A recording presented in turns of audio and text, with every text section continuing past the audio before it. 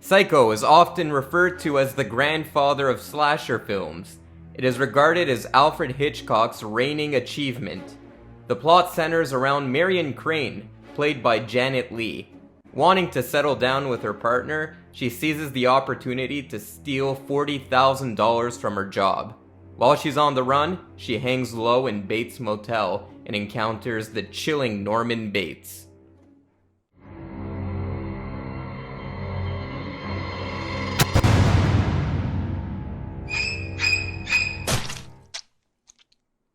Howdy folks, welcome back to Garage Slasher-thon, where every day for the month of October, we revisit a slasher movie. Today we're talking about Psycho, which is usually what people think of when they think of a slasher movie, just because it's so iconic. There's so many iconic moments in this movie. Even before I knew what Psycho was, before I knew who Alfred Hitchcock was, I just knew the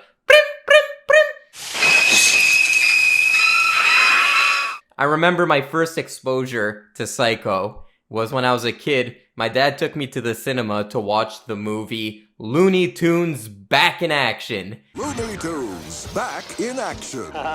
They threw in a Psycho reference in that movie. And I'm sure as a kid I got exposed to so many Psycho references here and there. I saw this movie when I was a teenager, and I watch it quite frequently. I think it's a fantastic movie, it goes without saying, and probably one of the greatest horror movies ever made. When it comes to Alfred Hitchcock's filmography, I actually have all of the Alfred Hitchcock movies. Let me pull it out. One sec. I need to brag about it. See, I have this little book, and inside the book, you have almost every Alfred Hitchcock movie. Here we have The Man Who Knew Too Much and Vertigo, which is another Hitchcock classic. Here we have Psycho and The Birds, and I think Psycho is definitely my favorite Alfred Hitchcock movie. Opening credits start, beautiful opening credits, beautiful, beautiful music by Bernard Herrmann. And that, I think, is such a key reason why this movie works so well. It's just the music. It has to be one of the greatest scores ever written, ever brought to the screen. I love Bernard Herrmann. He's like top 3 music composers for film when it comes to my personal taste. Bernard Herrmann and Ennio Morricone, they're like 1 and 2, and then John Williams maybe. But those are like the holy trinity. And the score here is so iconic, and I feel like so many movies try to rip it off. One that comes to mind is the movie Reanimator, which is a great horror movie, but the score is such a rip-off.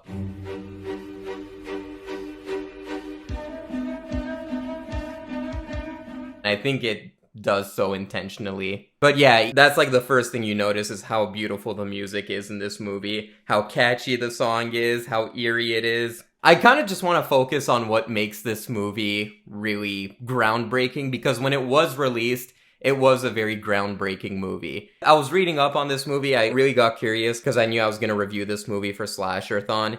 And there's like so many weird moves that Alfred Hitchcock did that are really not conventional, but really helped bring this movie to light. So the first thing is, he asked for a small budget. We live in an era where like Martin Scorsese, he goes to Apple and he was like, hey, I want $250 million for my next movie. Alfred Hitchcock was doing the other way around. He was like, hey, I want less money. I want to make a really cheap movie. I want it to be in black and white. At first, they didn't want to make the movie in black and white because every movie was in color by then, except cheaper movies were in black and white. But he was like, no, this movie needs to be in black and white. So many decisions like that. It's like as if the Alfred Hitchcock was the studio and the studio was the one who wanted to inflate the budget a bit more. And the other thing that really makes this movie stand the test of time is the controversial themes it brings up. First of all, when you compare Psycho the book to Psycho the movie, in the Psycho book, Norman Bates was this fat, greasy guy, very incel-like. He doesn't look all that charismatic. But in the movie, he's played by Anthony Perkins, who really does a charismatic performance. When you're introduced to him, he seems like a normal person. He seems like a normal guy. That's kind of what makes it terrifying. It's, yes, you have like these big sociopaths that are very iconic in cinematic history. A movie like The Joker that came out recently. That's like good, but there's something just a bit more eerie about someone who can blend into the crowd. And you hear that all the time about serial killers. Someone like a Jeffrey Dahmer. Who's that other one? Ted Bundy is the one I'm thinking of. Ted Bundy was very charismatic. In order to abduct people, you have to have some level of charm and charisma, and that just adds to the horror that you go in a crowded place and all these people, one of them could be a serial killer, but you don't even know it. I feel like that's really a really good decision on Alfred Hitchcock's part. And obviously, when it comes to other controversial themes, the movie had a lot of nudity. Obviously, Norman Bates, at the end, they talk about him potentially being a transvestite. Those were all very considered taboo subjects in the 1960s when this movie first came out. And of course, you can't talk about the movie Psycho without bringing up one of the greatest twists of all time, which is you're introduced to Marion Crane. She's obviously your protagonist. They give so much time developing the character of Marion Crane. She's on the run from cops. They spend a long moment in the movie, her switching cars around. They give her a lot of motivation as to why she wants to steal the money, because she's having a love affair with a man. The man is paying alimony to his ex-wife, and she just wants a bit of money so they can settle down.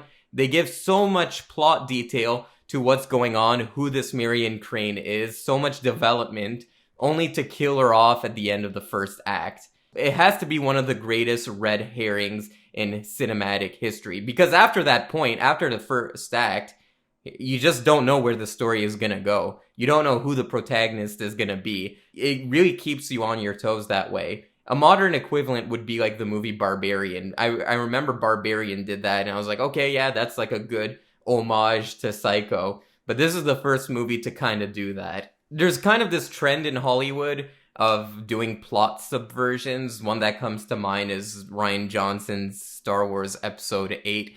All these directors nowadays are obsessed with subverting audiences' expectations, bringing the story in a direction that the audience does not expect. And why does it work in Psycho, whereas a movie like Star Wars Episode 8, it doesn't really work, or other movies that have come out recently? I feel like when modern filmmakers try to subvert expectations, it kind of feels cheap and forced, and it's kind of just a way of flipping the bird to traditional storytelling. The big difference is when Hitchcock subverted an expectation, he knew where the story was going. The audience didn't, but he knew very well what he was doing. He was like, I'm going to set up the character of Marion Crane, and the audience is really going to get invested in her story, and then I take that away. And now the story becomes about Marion Crane's sister. Alfred Hitchcock always knew where the story was headed, whereas the audience didn't. Versus movies today, I feel like neither the filmmaker or the audience just knows where the story is directed. So it makes it feel a lot more clumsier. The performances are really exceptional. For a movie of that time, the performances feel very natural. Janet Leigh is great in the movie, and obviously Anthony Perkins. Like I said, these are very subdued performances. When you think of 1960, this movie was filmed during the 1950s. Performances were very unnatural, I would say. They would talk like this, like they're in a 1950s movie. Hello! And I feel like this movie, compared to other Alfred Hitchcock movies, this is kind of like the first movie to have a bit more natural performances.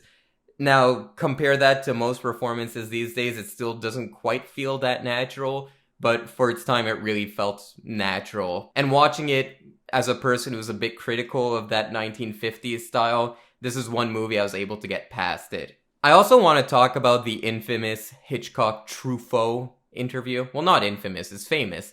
They actually did like a HBO documentary about it back in the day, maybe like 5 years ago, back in the day. But I listened to the Psycho segment of that interview. For those of you who don't know, Truffaut was like this big French director, and Hitchcock was this big American or British, but American style filmmaker. And they got them both in a room together to do this very long interview that kind of feels like a podcast would be the modern equivalent. They just decided to have these people talk with one another.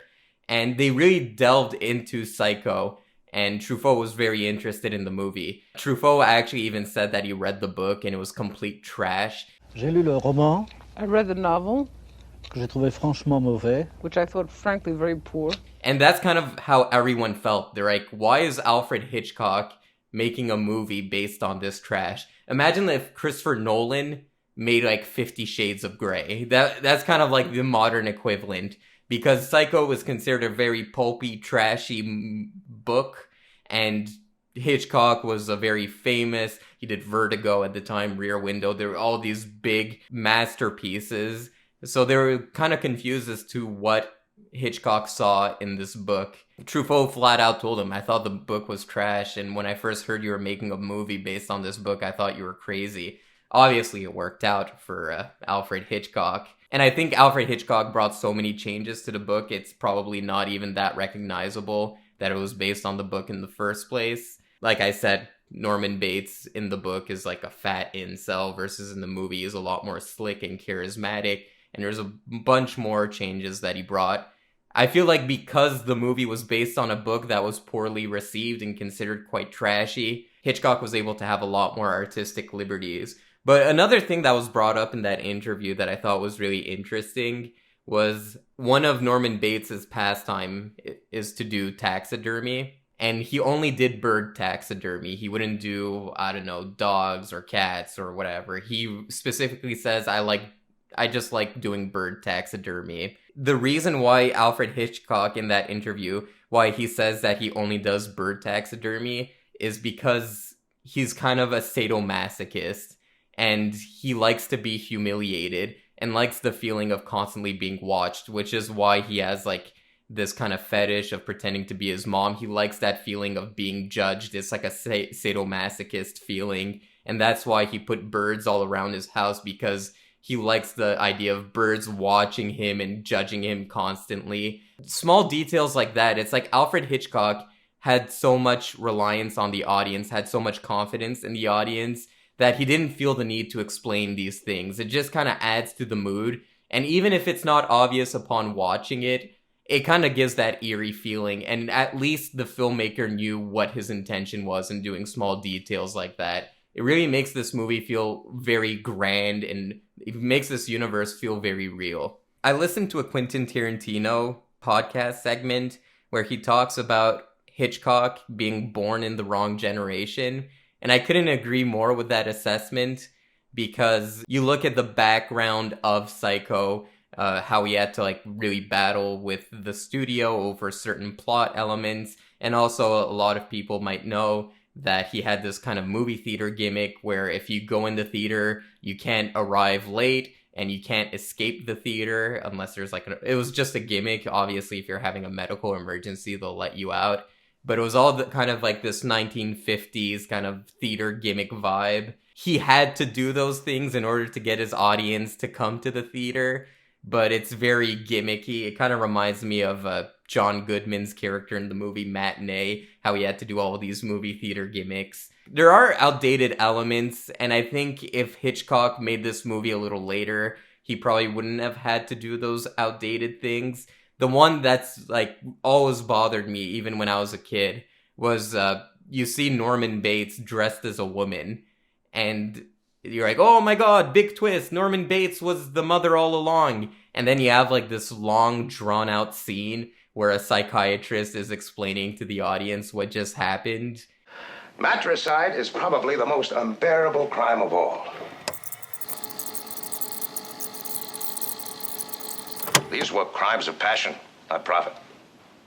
It really doesn't fit in the movie, in my opinion. I always like skip over that scene whenever I rewatch it because it annoys me. There's this Robot Chicken sketch about the Star Wars movies where they're parodying Star Wars, and it's the scene in episode 6 where Obi-Wan's ghost is telling Luke that Leia's his sister, and he won't say anything. It's just, it's true from a certain point of view. And you're just like, okay, give me a direct answer. They do that in this movie too, where the Marion Crane's sister is like, did my sister get killed?